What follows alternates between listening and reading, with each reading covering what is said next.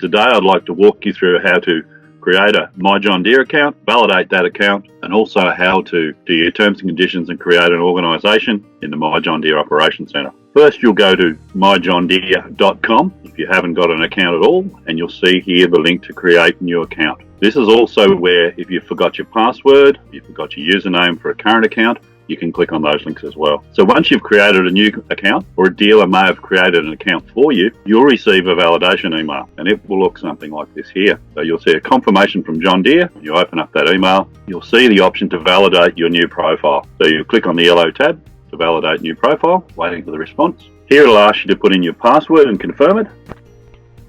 You'll notice here that it has to have at least one alphabet, one number, and it needs to be 10 to 30 characters. You'll be asked a challenge question. I'm going to go for what is your favourite team or club? And of course everybody's favourite team is Hawthorn. You'll then check out your account information. So in this case the username is account creation, and the person and so on, address. You'll see the email address here on your right hand side, confirm that that's correct. Hit the I agree to terms and conditions, which you also were able to read in that first email, and then submit. And once the submit process takes place, it'll tell you that your password and challenge questions are saved. You can hit the continue button. Like sometimes it takes 2 goes. So it's now signing into My John Deere. So you're now inside your My John Deere account. So for those of you that have machines and equipment already in an account, you just haven't validated, your dealer may have put them in years gone by.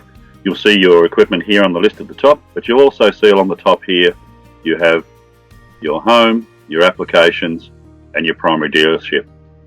So in the applications, you can find parts, manage your applications. So we're going to go manage applications. And this is where you'll find, in amongst finding parts, Stellar support, the JD Link dashboard and other tools, the Operations Centre. So now that we've validated our account, we're going to create an organisation within the Operations Centre.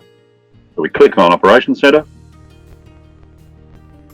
So we now create the organisation. First we'll pick the country.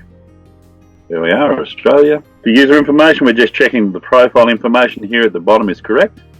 In this case, yes, account creation is the username and the name is account creation. You could also edit the profile if it wasn't correct, but we'll move on to the next page with next.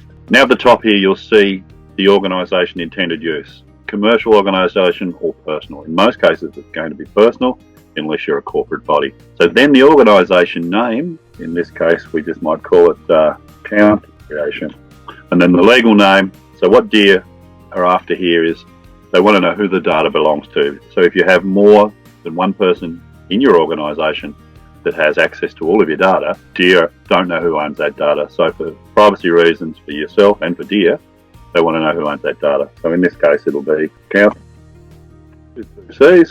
creation, or of course your name, your legal address. So here you'll notice there's the tab to insert the profile from your address.